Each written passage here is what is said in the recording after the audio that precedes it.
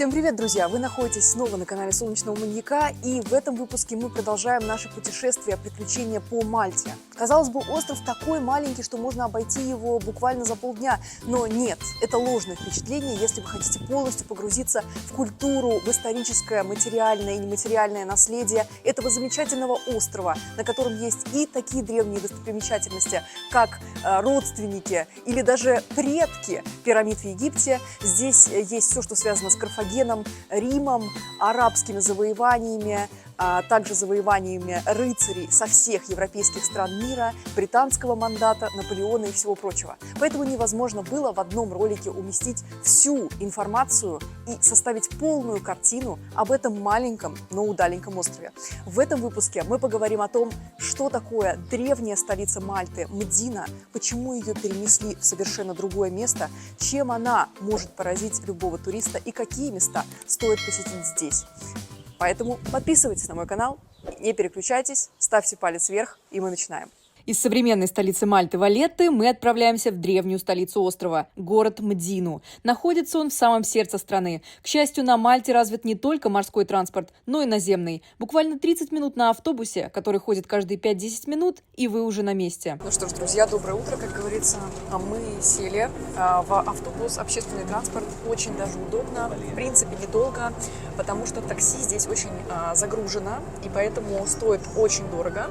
Ну а транспорт всего-то сколько?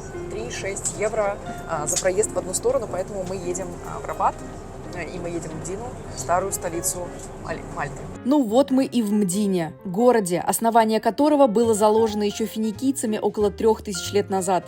Это некогда могущественное поселение и старинная столица острова получила прозвище Тихого города, потому как сейчас это самое малонаселенное место на острове. И если сейчас здесь можно насладиться тишиной, залитой солнцем улиц, то когда-то, во времена римлян, это была важная стратегическая точка со своими бастионами и укреплениями. Вся современная проектировка улиц была заложена арабскими завоевателями этой местности. Именно арабы ввели новые строительные техники, сделав здесь множество узких улиц и лабиринтов из переулков. Друзья, обратите все-таки внимание на интересную архитектуру. Вот очень многие заложены вот эти вот арки, эти проемы. Ну а внизу, да, очень подозрительно, да, что вход внизу. Мне очень нравится здание, когда вход не на нашем уровне, а вход чуть ниже нашего уровня. В общем, видно, что город перестраивался. Не только, конечно, этот, да, как и любые города древности. Что-то закладывается, что-то добавляется новое.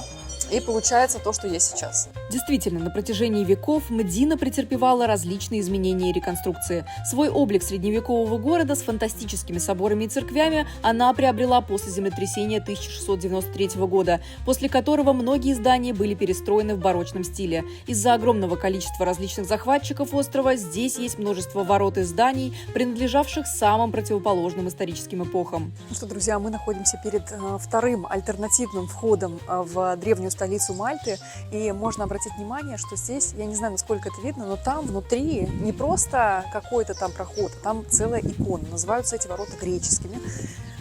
И да, они находятся не очень далеко от основного входа. И вообще все здесь находится так же близко, как все близко находится в Валетте и вообще между городами, в принципе, всей Мальты. Замечательный вот этот песчаник, да, вот этот материал, из которого созданы все абсолютно здания здесь. Опять же, повторюсь, вот эти наличники, то, что вкраплено между канделябры, ручки домов, которые воплощают из себя либо какие-то сюжеты, опять же, либо показывают нам, например, какой-нибудь мальтийский орден, либо каких-нибудь животных. Просто фантастика. Вся роскошь архитектуры и изразцов имеет свои причины и основания. Дело в том, что долгое время Мдина была городом для самых богатых семей острова. Именно поэтому она прозвана не только тихим городом, но и городом знатных людей. И сейчас мы отправляемся в один из древнейших домов города, где представлена частная коллекция и музей, посвященный рыцарям-иоаннитам. Это здание названо, по крайней мере, на входе так написано, что это одно из старейших зданий Мдины. И здесь собраны предметы интерьера, какие-то бытовые дорогие предметы, которые принадлежали тем самым рыцарям святого Иоанна. Там расположена как раз их кухня, то есть их утварь, их ложки, чашки и так далее, то есть что они использовали для этого. Ну и второй этаж, он более изысканный и элегантный. Это уже второе место, которое мы посещаем, с потрясающей коллекцией искусства. В большинстве своем я вижу итальянского, но здесь представлены также и голландские авторы, и французские. И, в общем, посмотрите, да, потрясающий интерьер. Здесь также мы посмотрели уже огромное количество древних, например, монет, которые сохранились здесь со времен Карфагена, то есть это 2 век до нашей эры. И все это хранит в себе эта земля. Действительно, одно из немногих мест, которое собрало в себе так много материальных предметов, так много монет, так много следов всех эпох, как говорится, и Карфагена великого, и римлян, и арабов, и, конечно же, крестоносцев, рыцарей, английского владычества, Наполеона и многого-многого всего. И это замечательно, потому что благодаря этому наследию этот остров не просто является, да, местом для того, чтобы погреть пузо, но для того, чтобы лицезреть это все и для того, чтобы познавать историю, да, этого стратегически и исторически важного места. Этот дом Палаццо Фальсон был построен на месте более раннего строения XIII века. Изначально он был известен как Нормандский дом. В 1530 году, когда рыцари прибыли на остров, дворец использовался для размещения великого магистра. Последним частным владельцем дворца был капитан Фредерик Голчер, после смерти которого в 1962 году дворец был открыт для публики как музей. Сейчас здесь можно увидеть разнообразные коллекции, включая драгоценности в виде серебра, золота, ювелирных украшений, многочисленных восточных ковров, оружие, которое активно использовалось рыцарями, бытовой утварь иоаннитов, а также картины 17 века. Кроме того, в музее сохранилась частная библиотека, которая содержит в себе более 4500 томов на разных языках мира. Гуляя по этим комнатам, ты, с одной стороны, находишься у кого-то дома, а с другой гуляешь по различным эпохам, которые оставляли свои следы в этих залах. Разумеется, не обходится здесь и без христианской атрибутики, ведь речь идет о крестоносцах, а с религией у этого города, как известно, всегда были особые отношения. Сложно вообще было представить, что в городе под названием Мдина, казалось бы, город с немножечко таким турецким или арабским акцентом по своему названию, будет столько католических достопримечательностей. На самом деле все не просто так. Если кто-то из вас разбирается хорошо в Евангелии, да, или в последующей биографии учеников Иисуса Христа, то они могут сказать, что именно здесь было кораблекрушение Павла. Да, друзья мои, это случилось не в Италии. Да, он ехал в этот момент в Италию, но случилось кораблекрушение, и он задержался на Мальте, на этом прекрасном маленьком острове, который находится как раз посреди, как мы уже сказали, да, посреди Средиземного моря. И поэтому здесь очень многие сюжеты, очень многие произведения искусства, они как раз посвящены этому. Основанный в XII веке, этот величественный собор возвышается на месте, где, согласно легенде, римский губернатор Публий встретил святого Павла после его кораблекрушения возле берегов Мальты. Оригинальный собор был сильно поврежден во время сейсмического толчка в Сицилии в 1693 году, что привело к его сносу. Позже он был перестроен в барочном стиле по проекту мальтийского архитектора. Сейчас он выглядит просто роскошно и поистине считается важнейшей точкой города, в которой больше всего удивляет именно то, как проходит служба. Люди здесь поют и играют на музыкальных инструментах прямо во время мессы. Ну что ж, дорогие друзья, как говорится, нам предоставилась уникальная возможность. Мы сегодня попали на мессу, и посмотрите, как она здорово проходит. Я еле удержалась, чтобы просто не похлопать на самом деле людям, потому как кажется, что ты находишься на концерте, и вот этот добрый вайб, вот этой прекрасной такой приятной музыки заставляет вас не только думать о горестях, которые вы должны испытывать здесь на земле, но и о том, что как бы есть добро, есть свет, и в принципе в этом месте начинаешь об этом думать. На территории собора находится также музей, который представляет очень даже уникальные и интересные христианские реликвии. Ну что ж, дорогие друзья, именно так выглядит самый старый колокол Мальты, который был найден в Средневековье, перевезен сюда из Венеции примерно в XIV веке. И вот такой интересный тоже экспонат музея, поэтому не все здесь, скажем так, новодел. На самом деле колокол просто огромный, не знаю, сколько он точно может весить, вот, и про него как раз об этом сказано. Вот, называется Петронилла.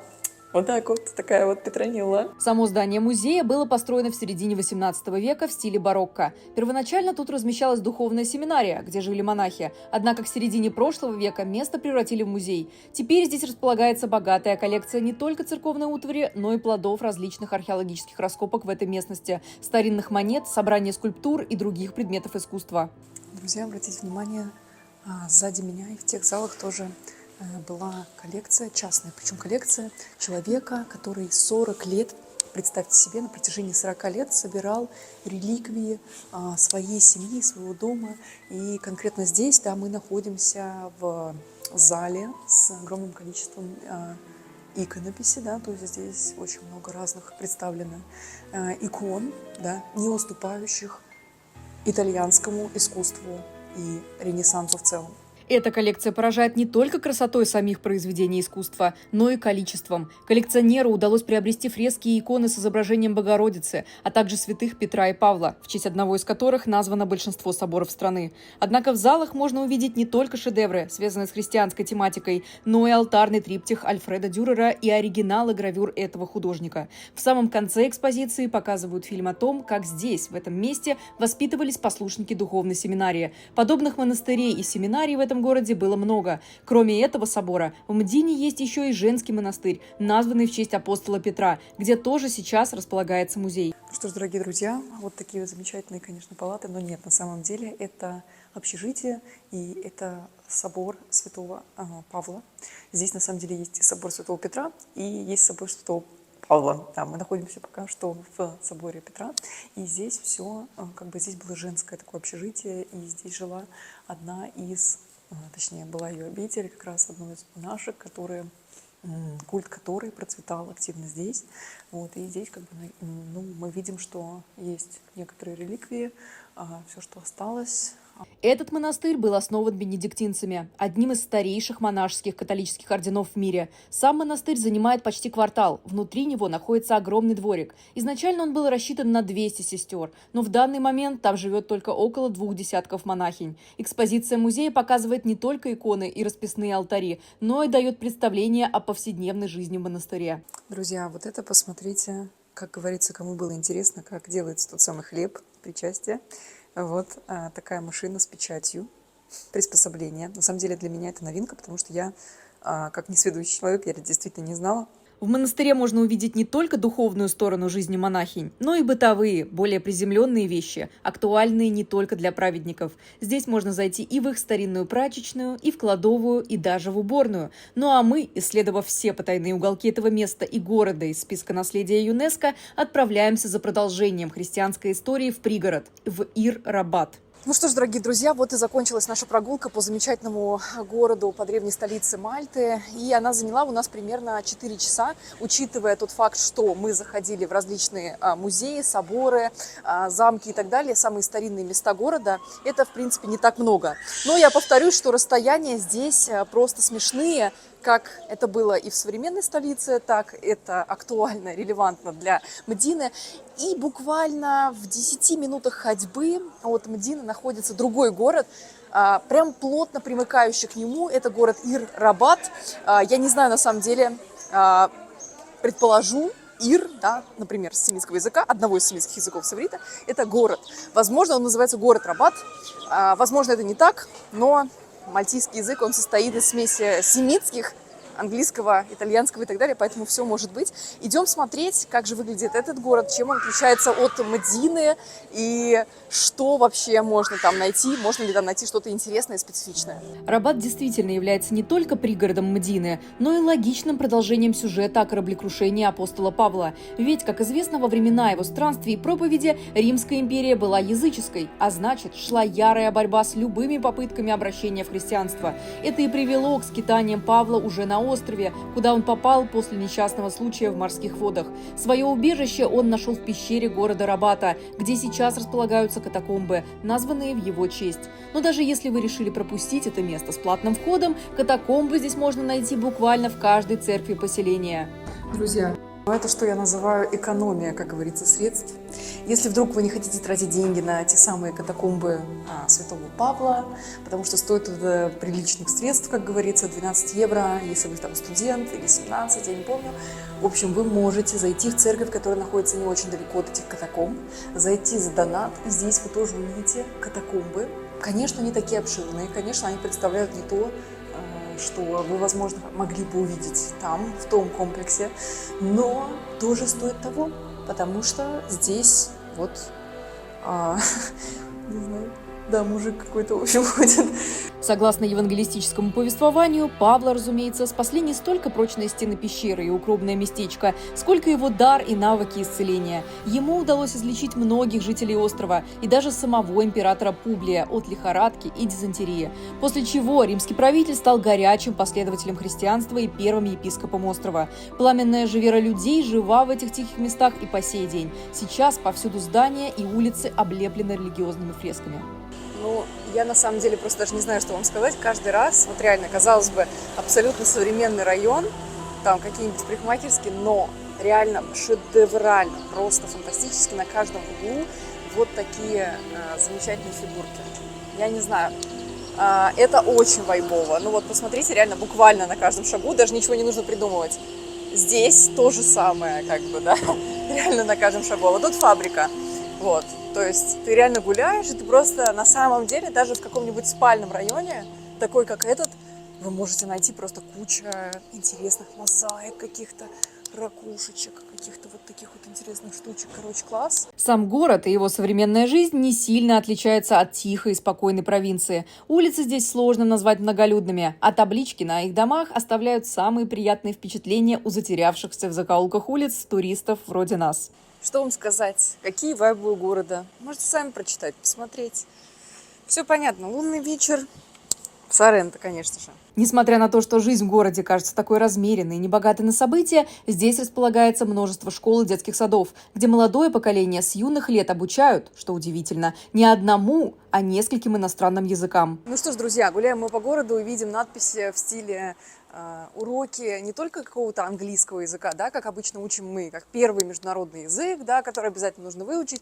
Учим эти present simple, present continuous 10 лет и потом просто не говорим на нем. Здесь просто вот это уроки итальянского, немецкого, французского, английского, мальтийского. То есть, представляете, детей учат сразу разным языкам. И более того, на самом деле, из-за того, что Мальта настолько маленький остров, и учитывая, что мальтийский язык, наверное, вряд ли кто-то знает, кроме послов своего государства на Мальте или кроме местных жителей, поэтому дети, люди, вообще все абсолютно знают английский, и некоторые даже знают итальянский, ну, особенно из местных, да, людей, а не тех, которые приехали сюда чисто на поработать, но на самом деле это имеет реально огромные просто плюсы, потому что ты с детства учишься к тому, что тебе обязательно нужно знать его. У тебя будут туристы, к тебе приезжают люди со всех стран мира, и как ты будешь коммуницировать, то есть как ты будешь зарабатывать деньги, не зная английского, да, или отказываясь от него, просто непонятно. Так что дети, да, я заметила, что они даже дети уже какие-то фразы понимают, уже какие-то, то есть знают реально, и как-то даже в мальтийской речи иногда проскальзывают такие словечки английского происхождения, что очень и очень интересно. То есть еще раз доказывает, что Мальта – это абсолютно космополитичный остров с самого начала, открытый для всех, для разных самых культур. Вот. И даже какого-то архетипа у людей, да, по лицам сложно вот определить, потому что все выглядят настолько по-разному, все люди здесь, потому что вот это видно смесь культур не только в языке, которым люди пользуются, да, но и, соответственно, в их внешнем виде, в их корнях и так далее. Изучив этот небольшой город примерно за час прогулки, мы все же отправляемся в одно из самых необычных и загадочных мест не только острова, но и, пожалуй, мира, к достопримечательности, которая, по словам историков и археологов, может быть древнее пирамид в Египте. Буквально 20 минут на машине, и мы уже в южной части острова, где и располагается это чудо света. Ну что ж, дорогие друзья, мы находимся у самых хорошо сохранившихся мегалитов, которые называются Хаджар Ким. И непонятно до сих пор, ученые бьются просто в своих догадках, кто же мог это построить. Одни ученые предположили, что это были финикийцы. Как я вам уже говорила, финикийцы – это тот самый северный народ, который занимает территорию Ливана и который приехал сюда, как говорится, построил свою цивилизацию. Но не факт. Некоторые говорят, что это находка и строительство еще бронзового века. Также многие говорят о том, как сложно было построить это сооружение, потому как мегалиты огромные, как их переносили обычные допотопные люди без новых технологий, тоже не совсем понятно. Многие отмечают, что те люди, которые это все строили, они использовали это все для астрономических целей. Некоторые говорят, что это было использовано для каких-либо жертвоприношений Богу Солнца и так далее. В любом случае, древние люди были не так глупы, как мы думаем, потому как построили они это, опять же, достаточно близко к морю, чтобы защищать себя. С другой стороны, достаточно близко к зелени, к тем местам, где может процветать какое-то сельское хозяйство. В любом случае, как и любой археологической находки, история такова. Изначально это было процветающее место, великие сооружения, затем что-то случилось, какая-то катастрофа, до 19 века это все забылось, и только в 19 столетии мудрые, просвещенные европейцы начали этим заниматься. Ну, давайте посмотрим, как же это выглядит сейчас, что же они там сконструировали, и попытаемся попробовать догадаться, как же его построили.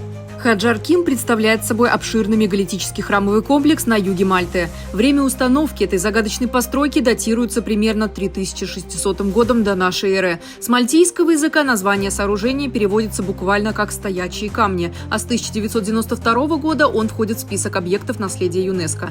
Глядя на то, что из себя представляет эта конструкция, в голове возникает сразу множество вопросов. Для чего это было создано? Почему было разрушено? И самое главное, как первобытные люди, не имеющие никаких навыков, поднимали эти тяжеленные блоки самостоятельно. Друзья, вот вы меня спросите, а как же люди первобытные, те самые, да, вот посмотрите, как на картиночках перемещали такие огромные мегалиты.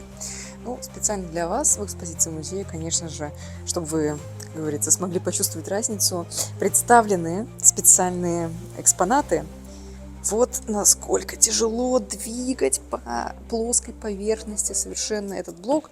И как легко это делать, когда у вас есть специальная конструкция в виде вот таких вот шариков. И, как было сказано, во время раскопок, как раз во время, в той области, где находятся эти мегалиты, где находится этот Стоунхендж, скажем так, обнаружили огромное количество вот таких вот шариков, мячиков, и которые по мнению исследователей, конечно, очень помогали и способствовали тому, чтобы строители смогли все-таки это перекатывать в нужное место. В такое объяснение на макетах в музее верится, конечно, очень слабо, учитывая, сколько весят некоторые из камней, которые просто поражают своими размерами. Друзья, обратите внимание на вот этот вот мегалит, который используется в конструкции. И вот даже на схеме сказано, что его вес 20 тонн.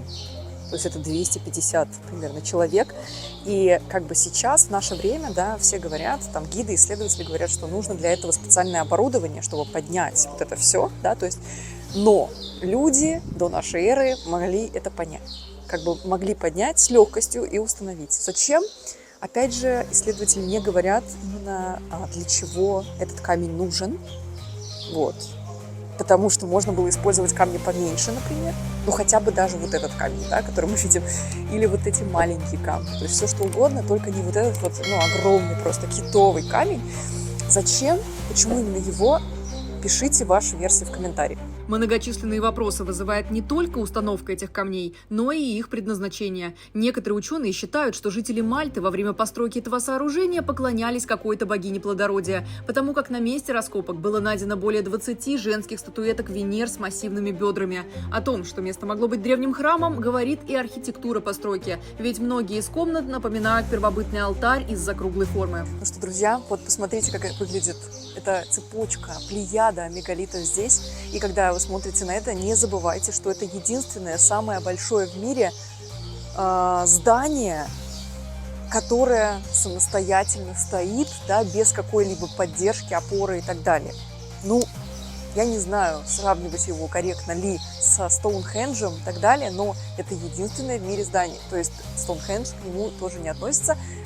И вот так вот оно выглядит.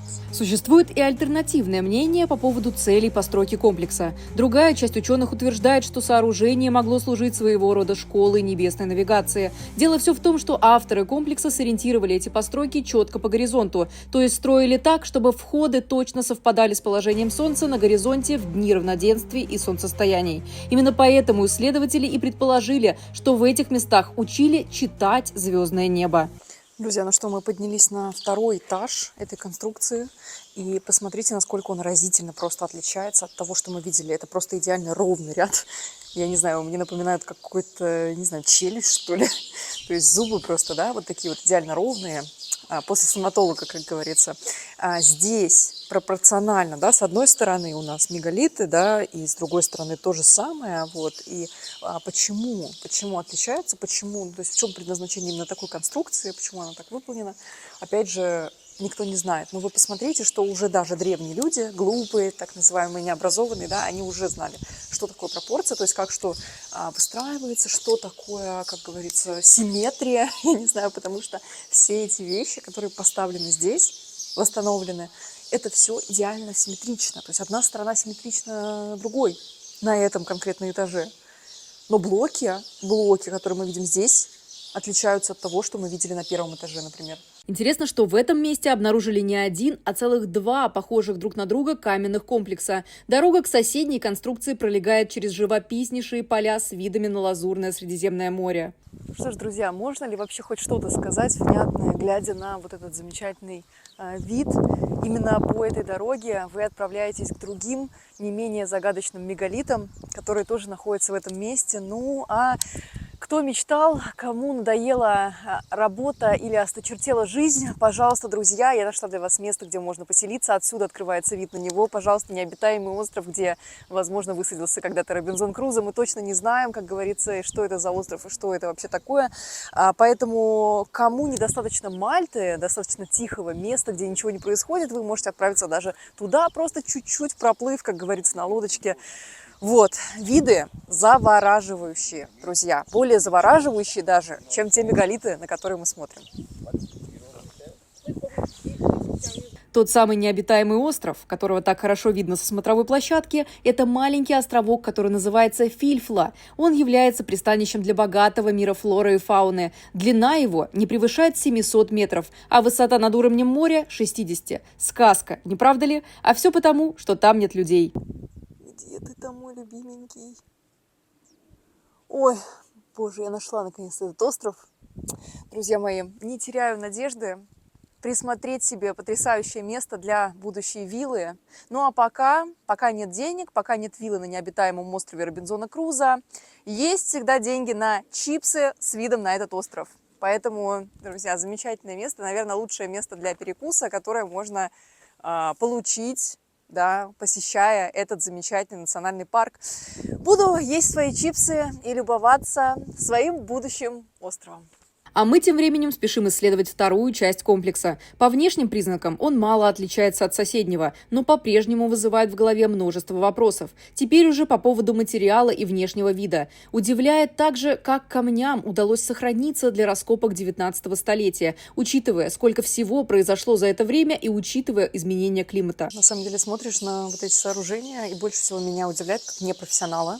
Да, пожалуйста, не осуждайте меня, но я человек, который не понимает, почему они такие пористые, то есть что это за вот эти вот сыроподобные, как говорится, точки на них. Кто знает, пожалуйста, пишите в комментариях, почему мы не нашли информации ни в аудиогиде, ни в каких-то табличках, которые здесь представлены, то есть почему некоторые камни, они выглядят именно так. То есть для чего это вообще нужно, это как-то помогает им лучше сохраняться или есть иные причины.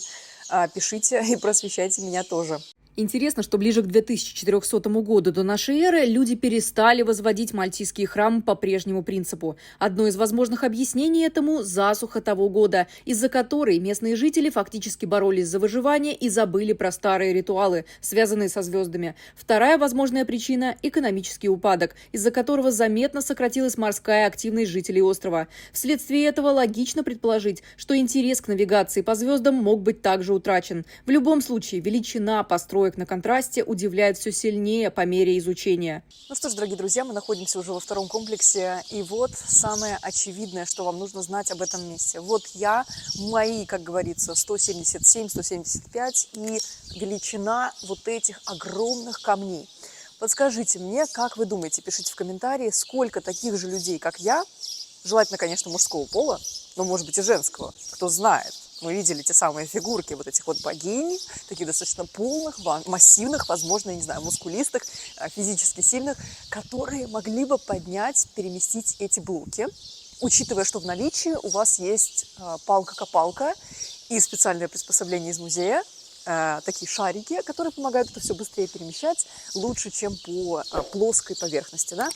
Поэтому ваша версия, как говорится, сколько таких людей, как я, нужны и какие приспособления для этого тоже использовать, пишите в комментариях.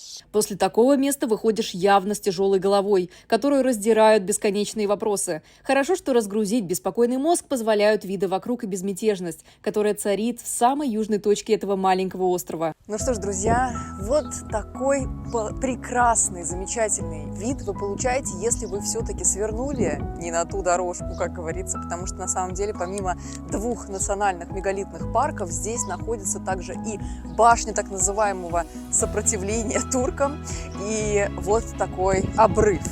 На самом деле понятно абсолютно, почему Мальта была защищенным островом, да, потому как здесь, отсюда, с этого обрыва видно всех супостатов, которые наступают, как говорится. Но сегодня мы, к счастью, не видим супостатов, мы видим только замечательный вид и остров, да, на котором живет сейчас только флора, фауна, без людей, без даже церквушки, потому что церквушка была разбомблена в 19 веке, хотя она там была, на самом деле, часовенька маленькая. И да, только изредка какая-нибудь маленькая, чья-нибудь частненькая лодочка проплывает мимо этого места. И здесь, да, забываешь обо всем. Здесь тихо, здесь спокойно, здесь другая совсем атмосфера. Здесь дышится наконец-то воздухом, здесь не пахнет этой машинной нашей индустриализацией, цивилизацией и так далее. Поэтому можно только наслаждаться этим видом, смотреть бесконечно на этот обрыв и восхищаться этим. Вот так может удивить Мальта. С одной стороны, пляжи, клубная жизнь и лучшее место для проведения отпуска. Но буквально в нескольких минутах дома аристократов, монастыри со строгими нравами и Стоунхендж неизвестного происхождения. Ставьте палец вверх, если вам понравилось это видео или если захотелось после его просмотра посетить этот остров. Ну а мы поехали изучать магические места нашего мира дальше. Пока-пока!